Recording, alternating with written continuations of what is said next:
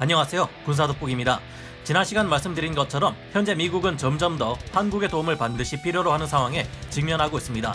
하지만 만약 우리 한국이 지금보다 미국과의 협력을 더욱 강화하고 중국을 압박하는 최전선에 설 경우 수십 년 동안 절대 가질 수 없었던 엄청난 전략 무기들을 갖출 수 있을 것이고, 한미연합군은 중국의 위협을 효과적으로 막을 수 있음을 보여주었습니다. 앞으로 MD에 가입하고 한미연합 미사일 방어 체계를 구축해 발달시켜 나갈 경우 현재 일본의 지위를 빼앗고 상승 단계에서 중국과 북한의 탄도미사일을 요격해 우리가 미국을 비롯한 세계 여러 국가의 구세주가 될 수 있을 것이라 내다보았는데요. 하지만 한국이 지정학적으로 일본이나 호주, 대만과 같은 곳들과는 비교할 수 없는 강력한 장점을 지니는 이유는 따로 있습니다. 미국의 동맹국들 중 유일하게 당장이라도 중국의 수도인 베이징을 직접 타격할 수 있는 국가가 대한민국이기 때문인데요. 중국에 맞서는 강력한 한미연합군 전력이 중국의 공격에 대비할 준비를 마친다면 이제는 오히려 중국을 상대로 공세작전까지 펼칠 수 있게 될 것이 기대됩니다. 지난 5월 한미 미사일 지침이 해제될 때 중국과 일본이 우리 한국에게 온갖 악담을 퍼부은 데는 그럴 만한 이유가 있었던 것이죠. 현재 미국이 중국을 상대로 준비 중인 수많은 전력을 들여다보고 앞으로 한국에서 개발될 무기체계들을 살펴보면 이 둘이 만났을 때 상상을 뛰어넘는 시너지 효과를 발휘할 수 있을 것으로 보입니다.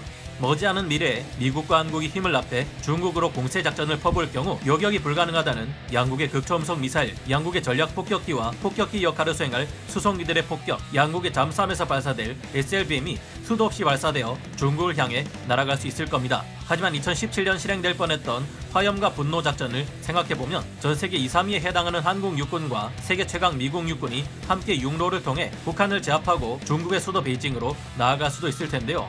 지금부터 한국과 미국의 군사협력이 최고조로 달하면 이루어질 수 있는 한미연합군의 가공할 공격 능력에 대해 알아보겠습니다. 전문가는 아니지만 해당 분야의 정보를 조사 정리했습니다. 본의 아니게 틀린 부분이 있을 수 있다는 점 양해해 주시면 감사하겠습니다.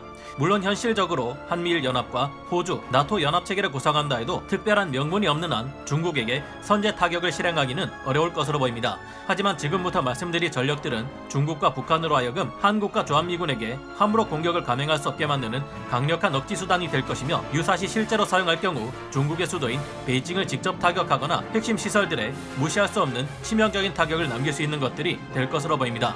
한미연합군의 가공할 핵 타격 전력. 우리 한국은 미국과 연합해 중국을 공격할 경우 현무포와 같은 강력한 탄도미사일과 현무포-10호 SLBM에 미국의 전술 핵탄두를 장착할 수 있을 것으로 보입니다.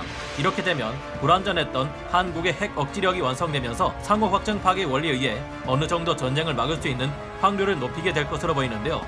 물론 실제로는 북한과 중국 모두 날선 비판을 날려대면 난리가 나겠지만 함부로 한국을 향해 핵탄두로 장착한 탄도미사일을 날릴 수 없게 될 겁니다. 한쪽이 핵무기를 가지고 다른 국가를 선제 타격하더라도 그 공격을 받는 국가 역시 핵무기를 가지고 있을 경우 동일한 핵 보복 공격을 받을 수 있습니다. 설사 상대방이 핵 공격에 의해 국가가 멸망에 이르는 최악의 사태가 발생하더라도 탐지하기가 극도로 어려운 바닷속의 잠수함에서 발사되는 SLBM이 있을 경우 이를 통해 국가의 원수에게 강력한 핵 반격을 가할 수 있게 됩니다.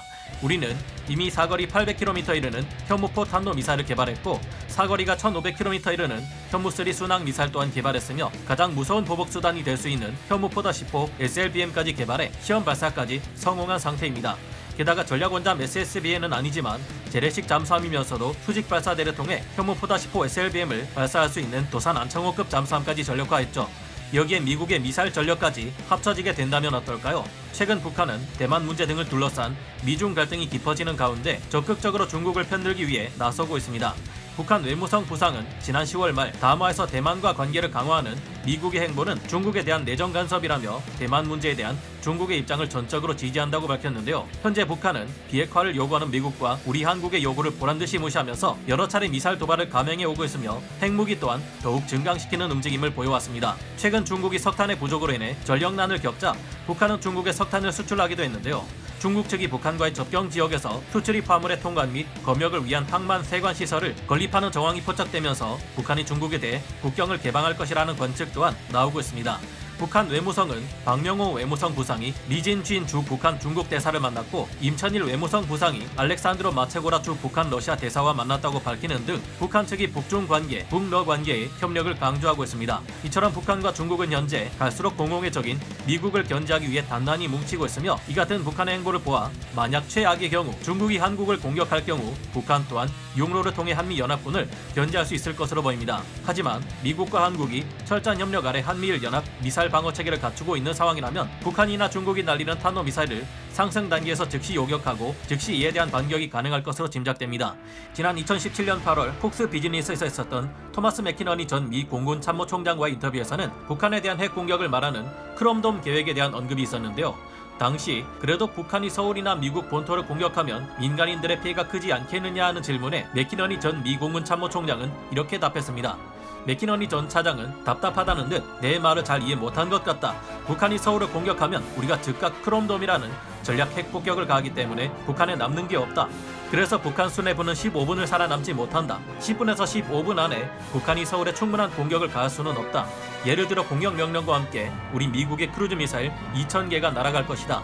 물론 전략 핵무기를 동원하는 것은 정치적으로도 큰 리스크를 감당해야 하고 시간이 흘러 2021년이 되는 동안 북한과 중국은 화성 8형 극초음속 미사일, 둥펑 17 극초음속 미사일 같은 요격하기 어려운 무기들을 개발하고 있기에 지금은 상황이 어느 정도 달라졌을 수 있을 겁니다. 그래서 나온 방법이 바로 저위력 핵무기 3종 세트인데요. 한미연합군이 중국과 북한연합군과 실제 전투를 벌이는 이 시점까지 온다면 미국은 자신들이 가진 전술 핵탄두를 현무 계열의 탄도미사일들에 탑재하는 것을 허가해 줄 수도 있을 겁니다. 그렇지 않더라도 미국이 직접 한반도에 적을 타격할 수 있는 전술 핵무기들을 배치해 중국을 압박할 수도 있을 텐데요. 이미 미국은 B-61 모드 7 전술핵 600개, B-61 모드 10 전술핵 215개, B-61 모드 11 전술핵 50개를 배치하고 있으며 B-61 모드 11을 400개에서 500개 생산해 배치할 예정입니다. B-61 모드 11은 10kton에서 340kton, B-61 모드 12는 0.3kton에서 50kton에 불과한 저위력 핵무기이지만 실제 사용하는 데 있어 훨씬 부담이 적으며 강력한 핵 벙커버스터 폭탄이기에 지하에 자리 잡은 적의 핵심 시설을 모조리 무너뜨릴 수 있다는 장점이 있는데요. 정밀 타격 능력을 통해 쪽집게처럼 적의 핵심 시설에 B-61 전술 핵무기를 사용한다면 중국과 북한으로서는 크게 위축될 수밖에 없을 겁니다. B-61 전술 핵폭탄은 B-52와 같은 전략 폭격기는 물론 F-15, F-16, F-18EF 슈퍼호넷 등 여러 항공기들로 투발하는 것이 가능합니다. 덕분에 우리 한국 공군의 F-15K나 KF-16까지도 B-61 전술 핵폭탄을 투하할 수 있습니다.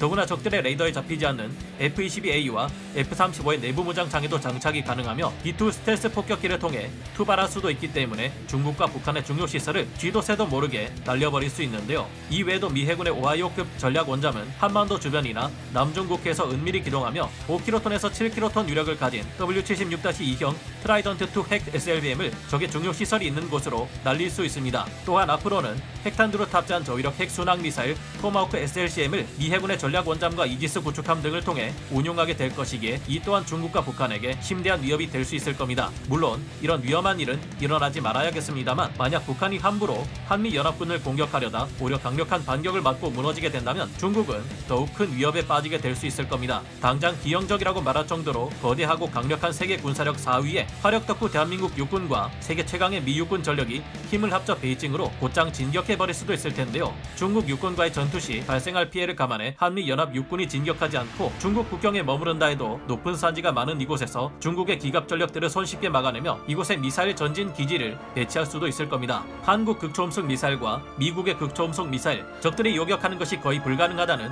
극초음속 미사일을 개발하며 우리 한국군과 미군을 위협하고 있지만 한국과 미국 또한 이에 대응할 극초음속 미사일을 개발 중입니다. 우리 한국에서도 2023년까지 속도가 마하 5 이상 이르는 한국형 부스트 글라이드 극초음속 미사일을 개발 완료하고 추가 개발 과정을 거쳐 여러 파생형을 만들어낼 것으로 예상되는데요. 현무2C 단거리 탄도미사일이나 현무4 단거리 탄도미사일과 같은 지대지 미사일 및 지대함 미사일은 물론 세종대왕급 구축함과 같은 함대함 미사일로도 개발할 수 있을 것으로 보입니다. 그리고 미국 또한 극초음속 미사일을 개발 중입니다. 특히 이중 미군의 LRHW를 군산, 오산, 평택 등에 배치해 미사일 전진 기지를 구축한다면 중국을 덜덜 떨게 만들 수 있을 텐데요. 이곳에서 중국의 수도 베이징까지는 불과 993km인데 LRHW는 사정거리가 2775km에 달하기에 충분히 베이징을 박살내버릴 수 있습니다. 이 LRHW는 C-17 수송기로 실어 나를 수 있기에 높은 기동성 또한 발휘할 수 있으며 마하 5 이상의 속도로 날아가는 극초음속 80 미사일이기에 중국으로서는 요격하는 것도 불가능할 겁니다. 게다가 현재 한국은 한미 미사일 사거리 지침이 해지된 상태이기에 중국 베이징을 전국 어디에서나 때릴 수 있는 중거리 탄도미사일 IRBM까지도 얼마든지 만들 수 있을 텐데요. 여기에 미국의 전술 핵탄두까지 실을 수 있다면 그야말로 가공할 무기가 될 겁니다. 극초음속 미사일은 공중의 폭격기에서도 발사됩니다. AGM-183A, 에로 공대지 극초음속 80 미사일은 사정거리가 926km에 이르며 공중폭발, 자탄 살포 방식으로 목표물을 파괴하는데요. AGM-183A 에로우는 중고고도에서 발사된 후 급상승의 탄두를 분리하고 표적을 향해 활강하면서 마하 20의 엄청난 속도로 가속합니다. 이 공중발사 극초음속 미사일은 2018년에 개발이 시작되었으며 최강 폭장량을 자랑하는 B-1B 전략폭격기, B-2 스텔스 전략폭격기 및 신형 B-21 스텔스 폭격기 등에 탑재되는 것은 물론 F-15에도 탑재될 것을 염두하고 있습니다. 다만 아직 AGM-183A 에로우가 전력화되는 것은 시간이 좀 더 필요할 것으로 보입니다. AGM-183A 에로우는 2021년 4월 5일 있었던 1차 시험과 7월 29일 있었던 2차 시험 발사 모두에서 실패를 기록했기 때문인데요. 하지만 미 공군은 이 프로젝트가 정상 궤도에 진입할 것을 자신하며 초도 생산 계획을 변경할 계획이 없다고 하고 있기에 상황을 지켜봐야 될 듯합니다. 끝이 아닙니다. 미국은 세계 그 어느 나라도 보여줄 수 없는 무지막지한 전략 폭격기들을 엄청나게 보유하고 있는 국가인데요. 이런 전략 폭격기를 운용할 수 있는 것은 제공권을 장악하는 것이 가능한 미국뿐이며 B-52의 경우 최대 31.5톤이라는 폭장량을 가집니다. B-1B의 경우 그보다 더해서 총 56.7톤의 폭장량을 가지고 있는데요. 적의 레더에 잡히지 않는 B-2 스텔스 폭격기 또한 23톤의 폭장량을 가지고 있으며 미국은 앞으로 B-21 차세대 스텔스 폭격기를 다수 양산해 운용할 예정입니다. 그리고 최근에는 스마트 팔레트와 탄약이라는 것을 적용해 C-17 수송기를 77톤이 넘는 폭장량의 최강 전략 폭격기로 만들고 있는데요. C-130J 슈퍼 허큘레스에도 이것을 적용시켜 약 20톤의 폭장량을 가진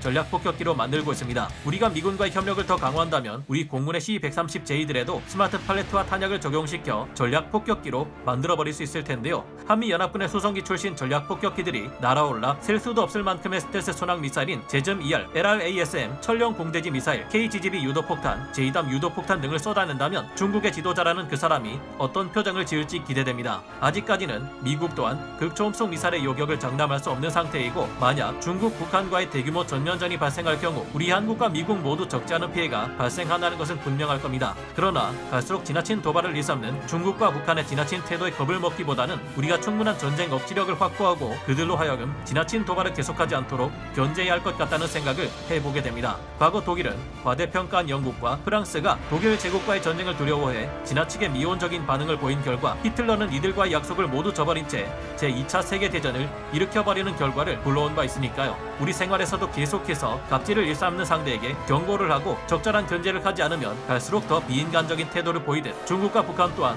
그렇지 않을까 생각해봅니다. 여러분은 어떻게 생각하시나요? 오늘 군사 돋보기 여기서 마치고요. 다음 시간에 다시 돌아오겠습니다. 감사합니다. 영상을 재밌게 보셨다면 구독, 좋아요, 알림 설정 부탁드리겠습니다.